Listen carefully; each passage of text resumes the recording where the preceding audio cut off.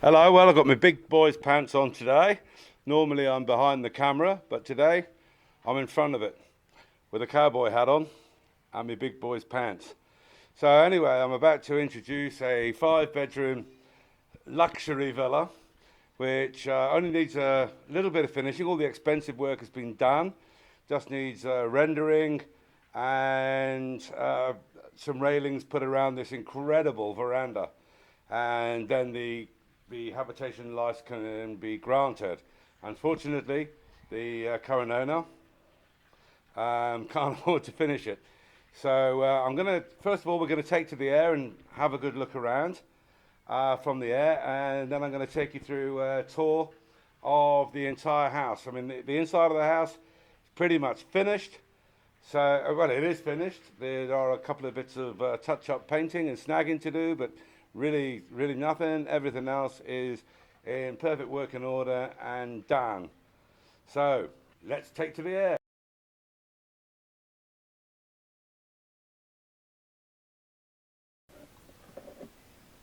Here's where you get the first view of the absolutely enormous outside terrace area.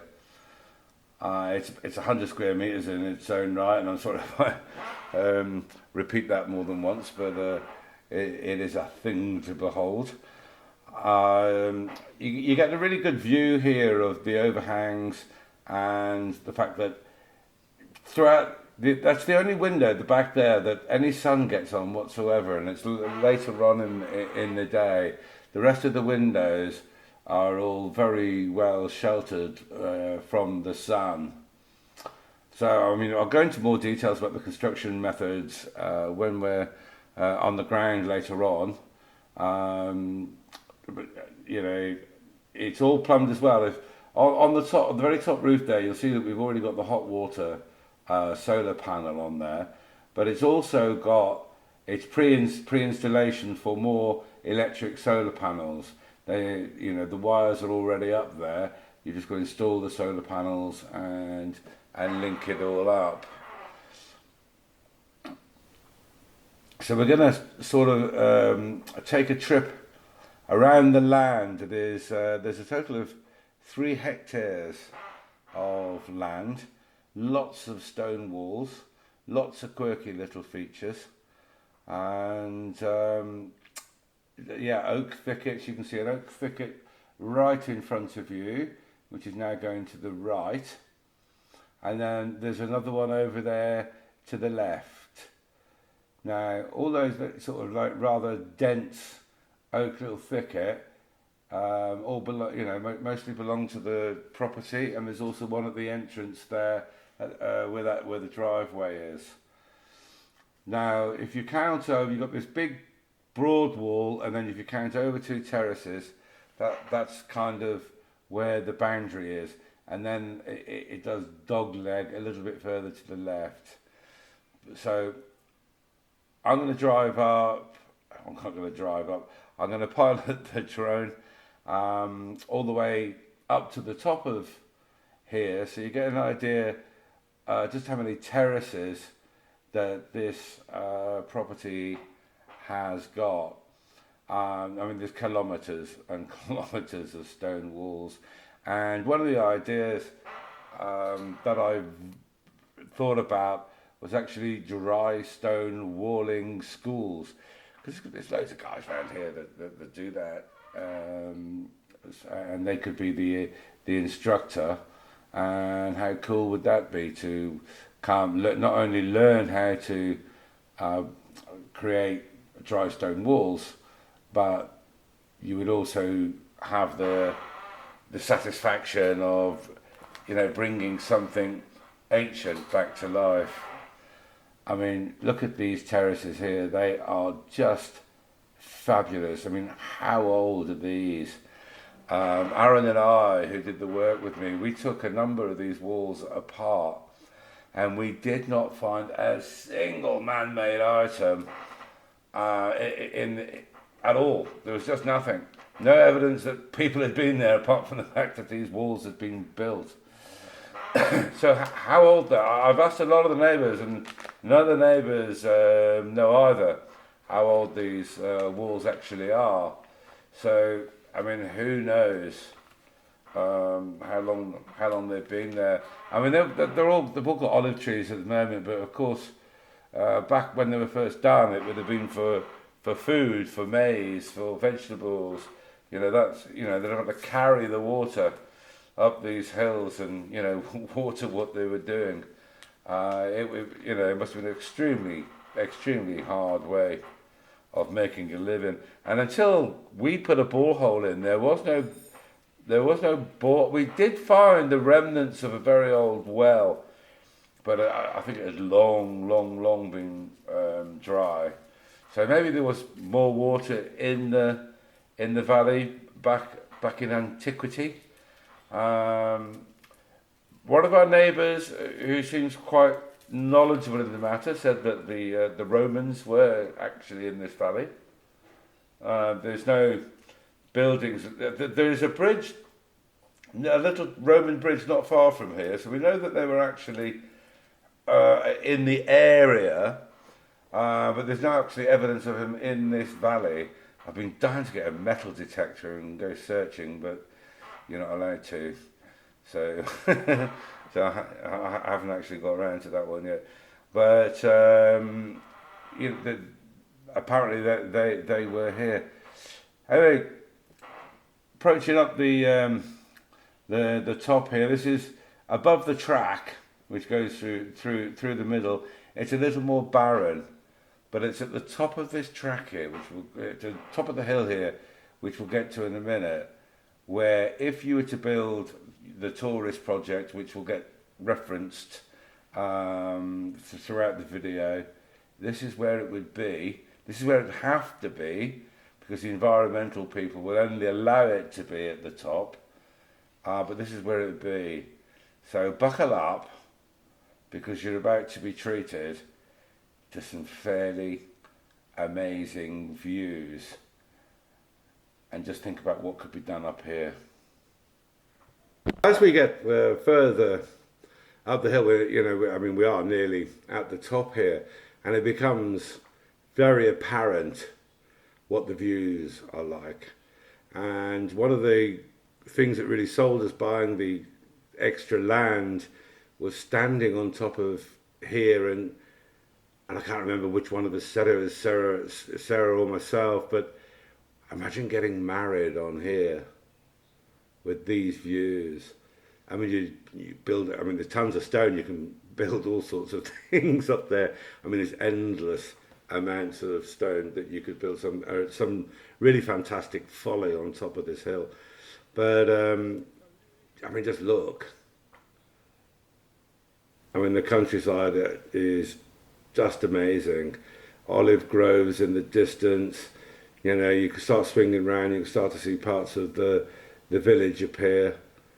It's just beautiful, it really is. And finally you come round and you see the house down there. Normally if you just stood here, you can't actually see the house, it's just above the tree line.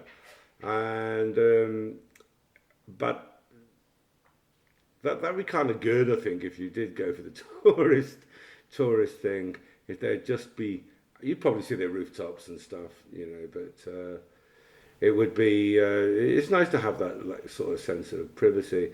Now you can see, when I call it a village, it's more of a hamlet really, as you can clearly see, it's clearly evident really.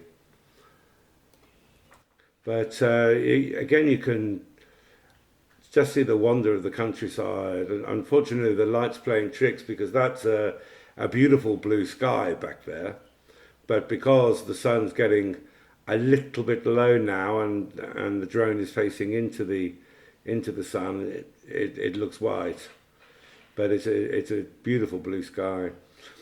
Again, as we come down from this angle, you can see the terraces are all in lots of different configurations, and we'll take a better look. There's some interesting features which will look from the ground.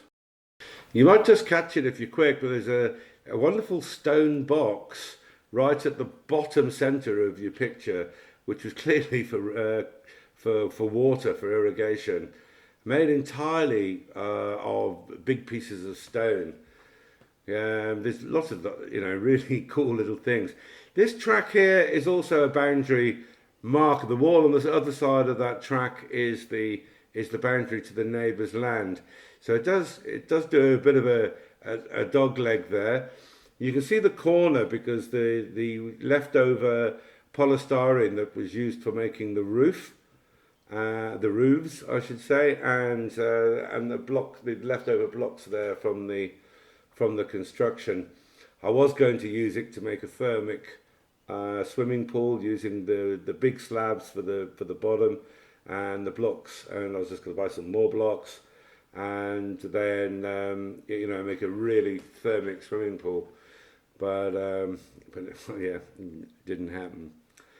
So we're swinging around here, and I think this is maybe the prettiest view. You can really see the contours of the house here, and see those sort of Starship Enterprise type shapes. But the important thing is here, you can see on the windows, no sun gets on them in the summer, just none. Those are my sheds and a lock-away container down the bottom, which were necessary for the build, but there would be no reason to remove them. So going back to that, no sun gets on those windows in the summer. There's only one at the top at the back that gets the sun a little bit, but heavy set of curtains sorts that out.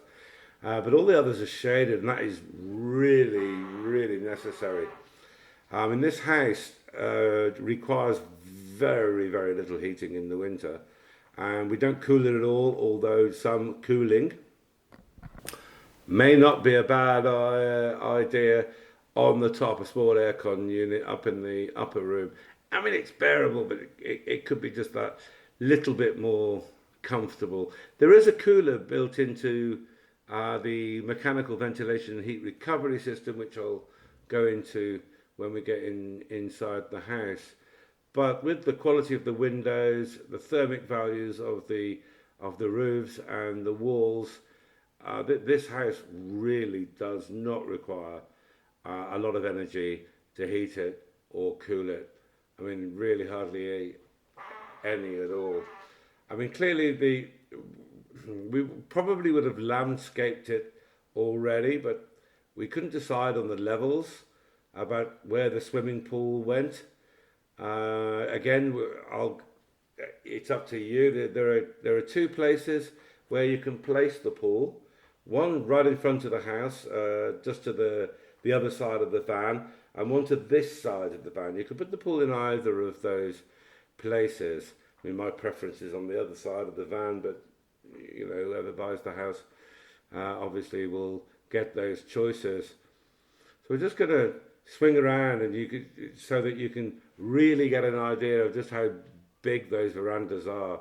There's always somewhere in shade. You can put tables and chairs all around the place. So it really is a lovely. Upstairs or downstairs, there's always a shady place to spot. Or of course, if you're a sun worshipper, fill your boots with that one. So this is obviously the driveway, and this is where you would come down to the house. Just like I think it's always nice to see how you arrive at a property. So Sarah has planted a few sort of hardy plants along the side here, which can take a couple of years to get going, but they seem to be surviving at the moment.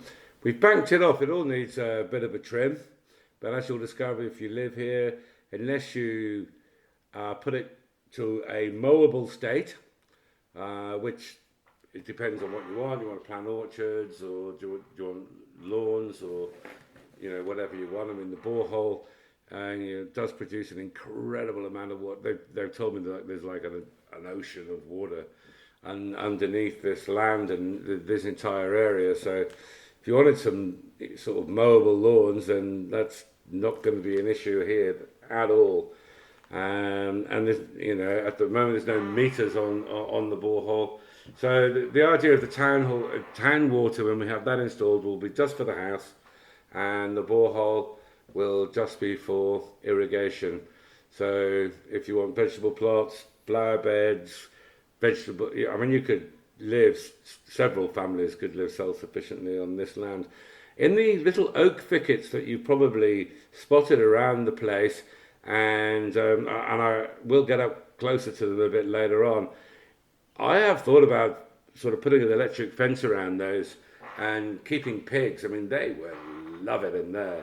They just love being in that shady oak forest type thing.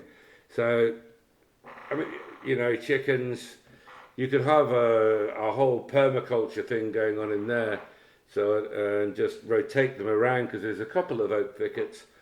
And I think they could probably inhabit it together, as long as you fox-proof the entire thing. I mean, not that the foxes would be after the pigs, but the chickens.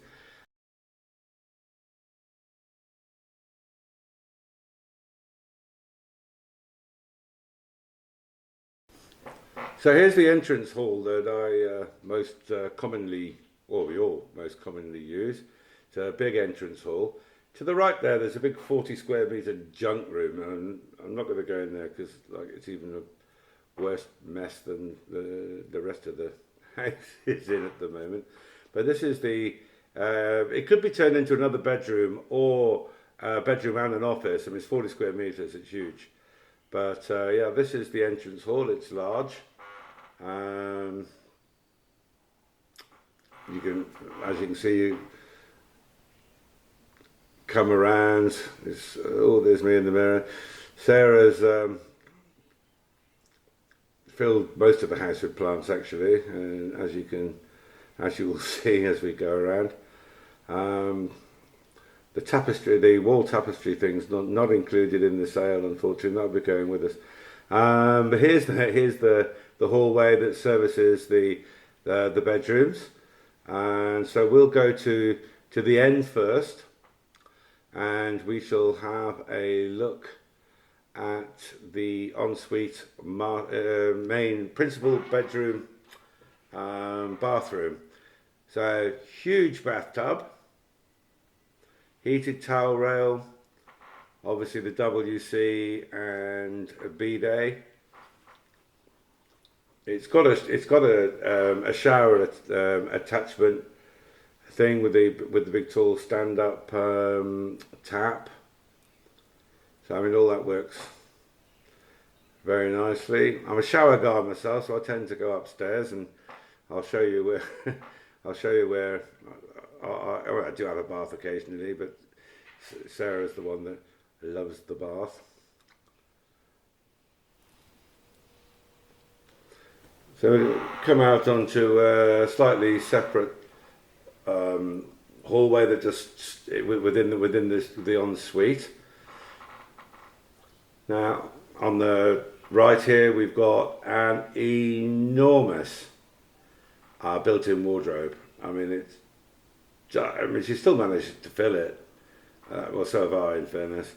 And there is, of course, a lot of bedding, and we're in a bit of turmoil at the moment. We're trying to get rid of certain things, and we're trying to declutter our lives, because obviously we're going to be moving somewhere smaller when we do sell this.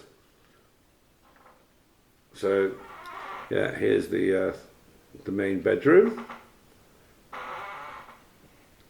I mean, that's a emperor-sized bed. I mean, that's an enormous bed, and it's still got room for everything either side. So to give you some kind of perspective on the size of the bedroom. So back down the hallway, and we shall go into the first of the children's bedrooms. You can see again built-in wardrobes and drawers. They're all soft closed drawers. Everywhere in the house, everything is like soft closed, soft closed drawing. It was all it was done for us to live in. This was our forever home. So just to show you that the views out of all the bedrooms and the lounge, as you'll see in a minute, the views are just great from everywhere around the house, really.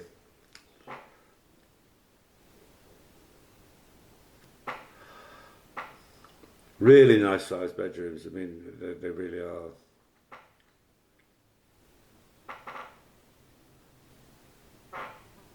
Plenty of wardrobe space, drawer space. Back into the main hallway. Now, I suppose you call this the family bathroom. I mean, we did it specifically for the girls. Sort of Jack and Jill wash basins, WC, bathtub, and did I go around? Yeah, just go around the corner. You can see there's a full shower unit there as well. Again, heated towel rail. And then we go down the corridor again, and we shall come to the smaller of the rooms, but it's still a double room, still a double bedroom. It's got a single bed at the moment, but we have had it set up as a twin room before now with two good singles, and there was still plenty of space. So not a problem there.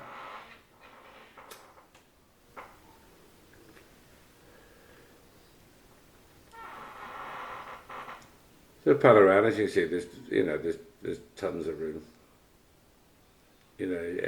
Considering it's the smallest bedroom, it's still a big bedroom.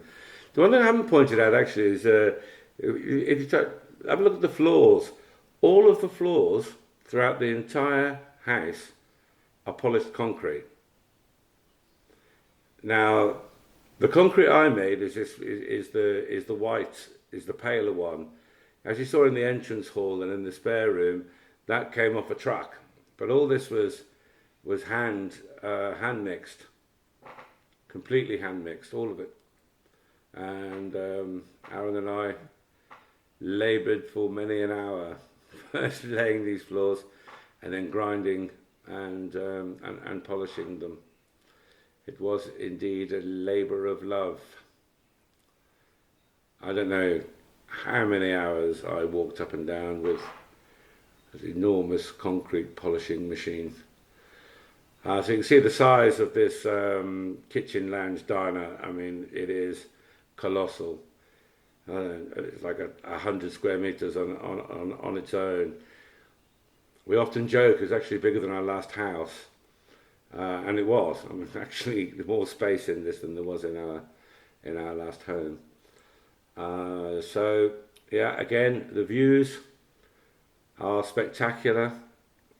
It's great. You can see the veranda out there, providing all the shade. There is a table and chairs out there, so you can see, to give you some kind of perspective of how big it is.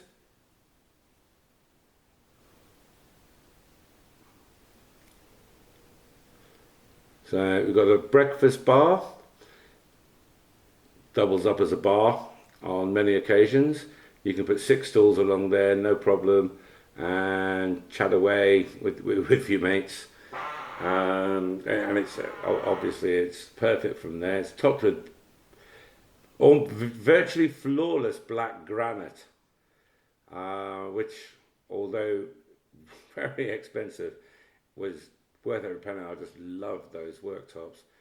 Now in here is the utility room.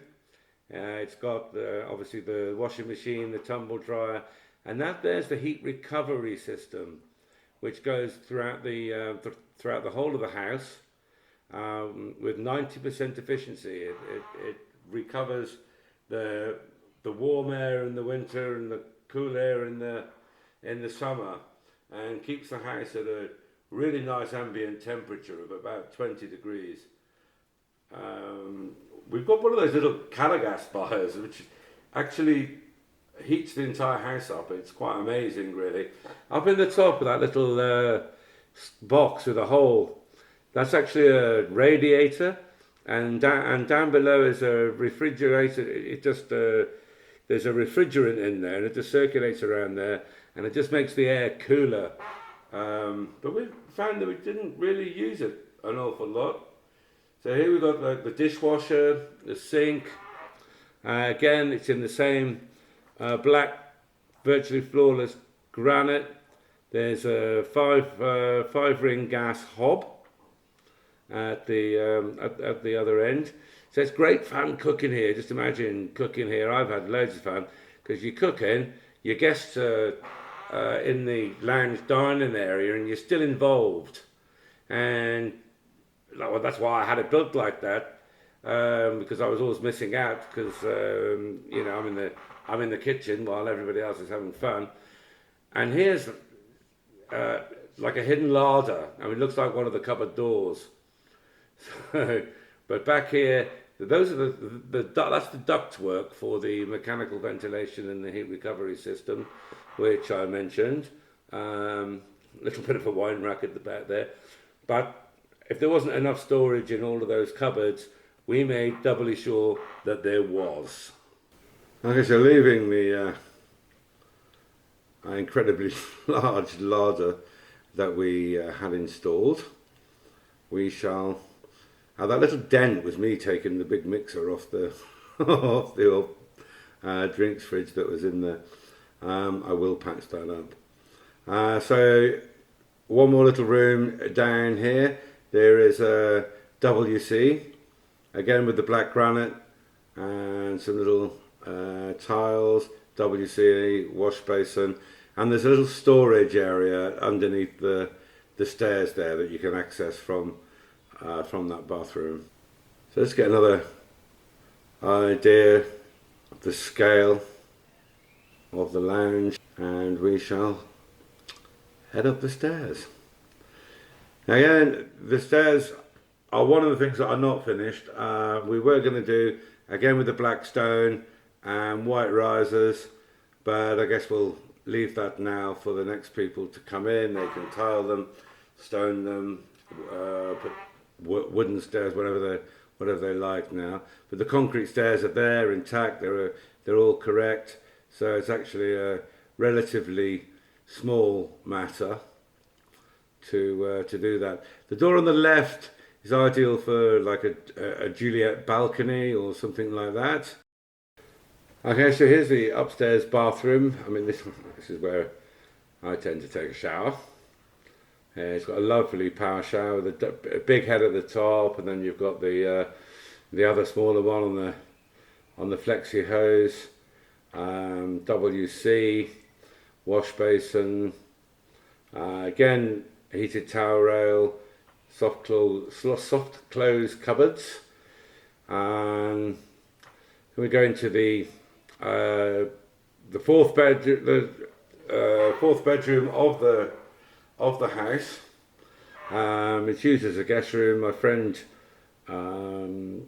lives here probably about half the year now, I suppose. He's here currently, and this is commonly known as Jamie's room. So that's the last of the bedrooms. Now we'll skip past my work table because it's a complete shambles, as usual. And go into this again enormous like second lounge that leads out onto the big terraces, either by sliding doors on the end there or through the other door that we've just passed. The whole room up here is again 100 square meters, and the views from here are just fantastic. As you can see, it's what sold me on the land plot in the very, very beginning. The guy who wanted to sell it brought me here, and I ended up buying it with just those views. I mean, just fabulous. There's the gym, sadly mostly used for hanging washing on at the minute. I keep telling myself. Okay, so out onto this enormous veranda. As I said before, just this big square bit here, it's like 100 square meters. It's all wired in. You can see those little things on the edge, but also underneath the overhang you can see the holes. That's all for big lights as well. We've got the lights, they're down in the shed. Just needs rendering first, and then the lights fitting in, but the wiring's all there and the holes are cut, etc, etc. This was all landscaped by Arsenio Grassa, who is just the best digger driver in the world as far as I'm concerned. I've never seen better, and I've seen a lot of digger drivers. He really is a master of his craft, and for big scale landscaping he's got the right kit. So he does a fantastic job, and he does it really quickly. He also cut in all my driveways and put the hardcore down and got it rolled with a big heavy vibrating roller. He really did the lot. So this is the views off the off the side of the house. And as I said, these big verandas out here have got loads and loads of room. They do, of course, need railing. As you see, there's an external tap even upstairs here. One of the plans was, when we got railings, was to make it like a hanging garden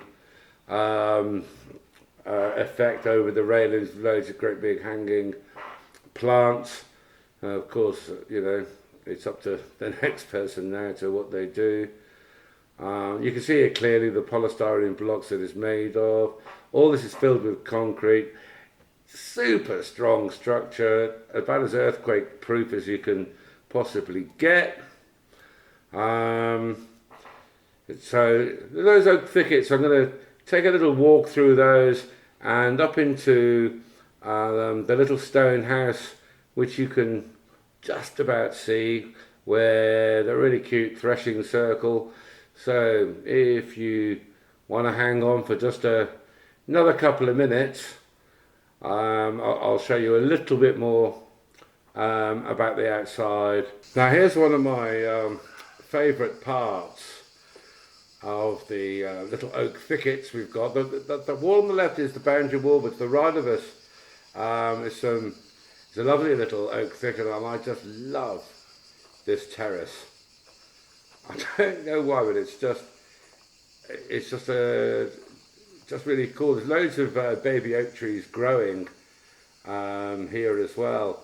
So if you just let them grow, they're going to join up and make this even bigger. Now this is one of the areas I was saying, and there's actually 3 areas which you could fence off, and then an electric fence, or for if you wanted to put pigs in there, and they would be very, very happy in all that shade and loveliness. Or you could mesh it and put chickens, and they'd be equally as happy, sort of free range chickens. So it's a little bit of a clamber up there, sort of some very rough steps. Now, of course, I could just go on and on, but you've seen most of the land from the aerial point of view. So I'm just going to pop over and show you the little wooden hut and the threshing circle. Now there is a faint track up here, and I have driven my 4x4 and my digger when I had one up here. You can see I dismantled quite a lot of wall and rebuilt it here, and the stone needs tidying up. But here's the old threshing circle, the old era. It's a large one, particularly nice one, and it's still got the old the old stone built shed for keeping the grains. But you can just imagine how much work went on here. We even had a little get together once with a little fire. I had loads of fun in my little threshing circle there. And so, that's that, and off to the summation. I will finish roughly where we started. I think this was pretty much the exact spot. So, in summation, we're 7 kilometres or so, 7-minute drive into Alvejazera. We do that every day for the school run, so got that pretty much down pat. We're 25 minutes from Tamar, 35 minutes from Coimbra. It's an hour and a half to Lisbon Airport and an hour and 40 minutes to Porto Airport. We also have the large town of Pombal, which again is 40 minutes away. So really well centrally located for travelling around. And as you'll discover, there's a project on the top of the hill, which you'll also see later, that's ongoing with the camera for 9 tourist cabins. And I'm going to explain a few little things along the way of opportunities. You might just want to come and live here and enjoy it. But there are also commercial opportunities.